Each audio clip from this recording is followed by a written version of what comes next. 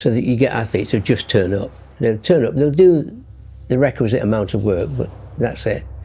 Athletes who'll turn up to compete, they put a bit more effort in, they try to be the best amongst their group. Then there's the athletes who train to win. They train every day, every session, so that they win on match night. And then there are just those very few players who train to dominate. They train so hard that winning is inevitable on race night. And the English coach is Bill Beswick from Manchester. This side of yours is unbeaten thus far. Do you think that they can maintain it tonight? Well, it won't be for want of trying. It's a good record to have, and it's a tough one to maintain, New Zealand in New Zealand, but it's going to be a great game. There, in fact, all of these top four teams have been remarkably close. Were you confident at any stage that you could win it? I think you give it your best shot. It's a bit like Rocky 1, 2 and 3. You go out there, you prepare, and you give it your best shot. And that's what we said today. We had a team meeting. We said we're going to give it our best shot. And my three questions are, what do you want? How badly do you want it? And how much are you willing to suffer? And very often, everything revolves around the first question, what do you want? Because a lot of people are unclear what they want from life. They don't sit down and think through. We are writing our own life story every day, and yet we don't think about it. Who do we want to be? Where do we want to live? What life do we want to lead? When we've finished our life, come to the end of our life and look back, what do we want to say that we've done? So, what do you want is a very powerful question. And then, if an athlete says, I want to be the best, Bill, fine. How badly do you want it? Because you've got to pay a price to be the best. The best pay a big price. You've got to work harder, you've got to commit more, you've got to take more responsibility, you've got to deal with more ups and downs. And if we can deal with that question, how much are you willing to suffer? Because I work with gold medal champions, and they suffer every day. They work enormously hard. They sacrifice enormous things in order to get that success.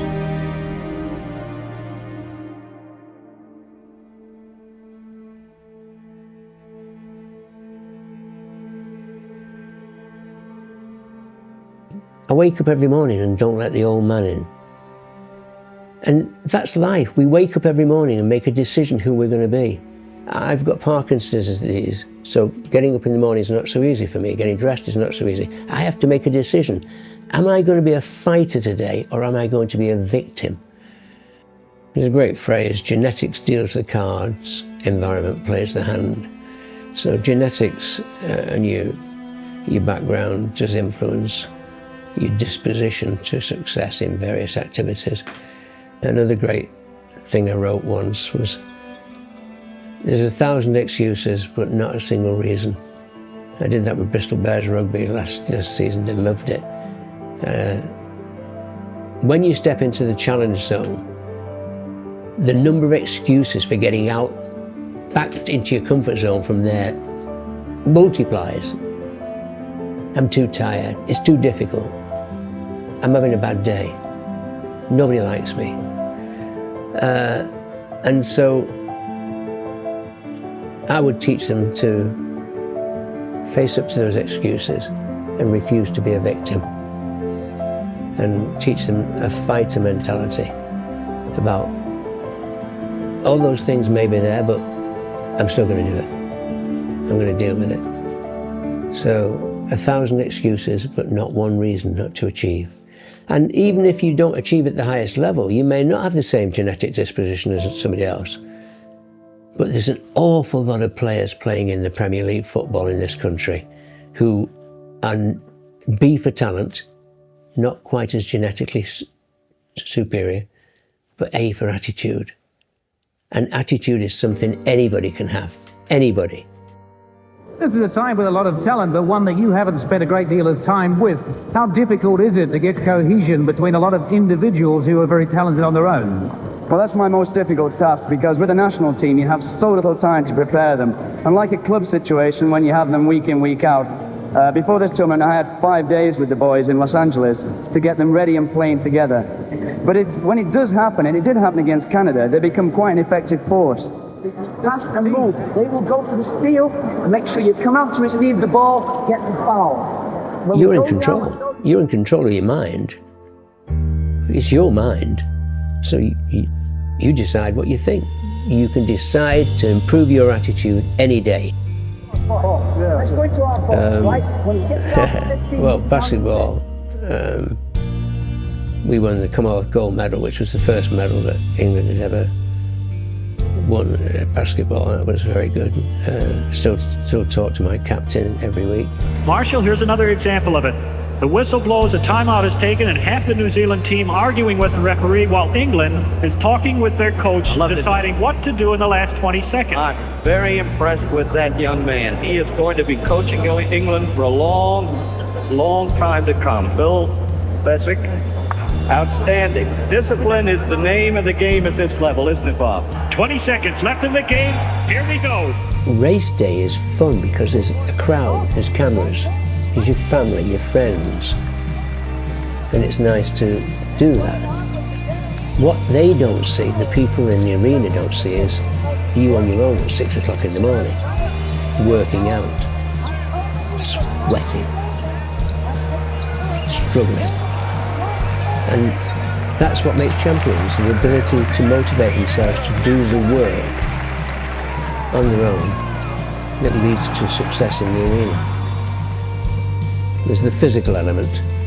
You've got to take care of your strength, speed, stamina, nutrition, sleep, health. There's the technical element. And then you've got to have the tactical intelligence to compete, follow a plan, know your position on the field, know how you relate to the members of the team, know how to deal with certain situations in the game, 1-0 up or 1-0 down. And then there's the mental element. That's building the confidence and belief that you are a champion, that you can do this. It's that change from being in the dressing room, the comfort zone, to being in the tunnel before a big game, breathing in, to going on the field and believing and having the confidence to do what you do well. This team came here very much as underdogs. England, they weren't rated very highly before the tournament. Thus far, everybody has been extremely impressed with the team and impressed with you. How do you see your future as English coach if you lose tonight? Well, first of all, we prefer to be underdogs. It's a nice sneaky position. I think it's a start of what I'm hoping to achieve with the national team. And tonight's going to give me a lot more evidence on what kind of progress we're making, because this is a real pressure situation for what is basically quite a young team.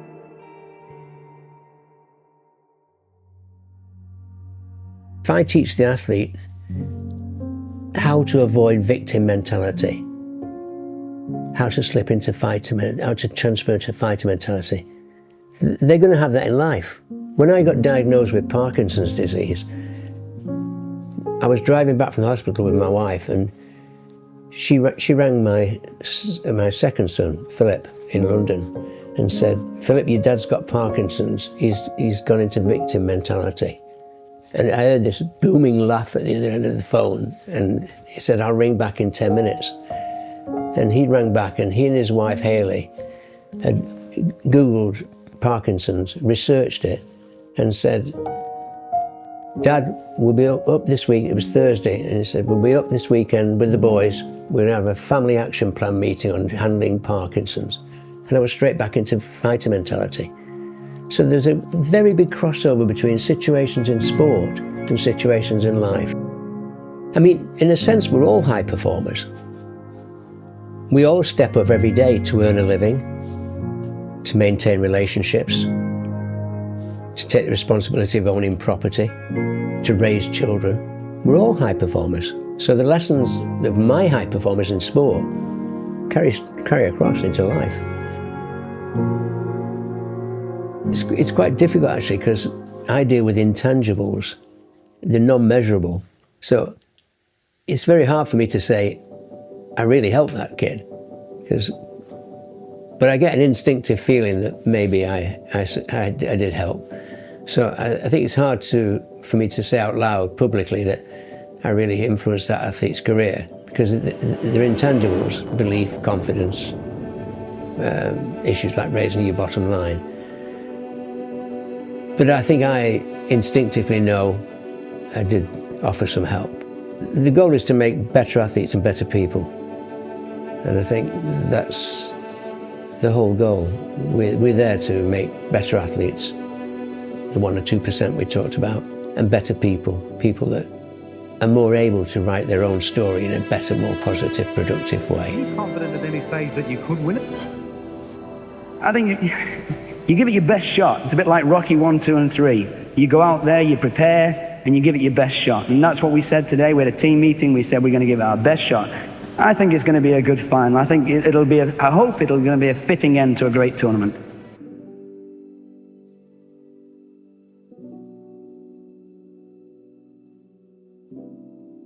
If you lead a busy life like me and millions of other people around the world, you might be struggling to get your nutrition in.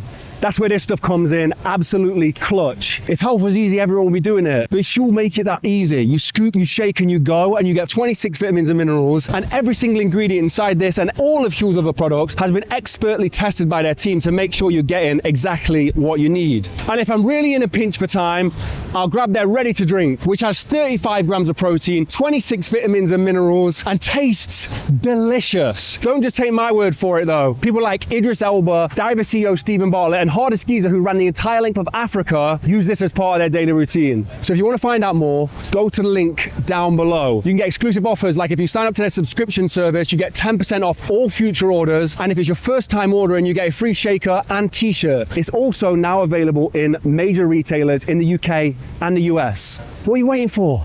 Go get it.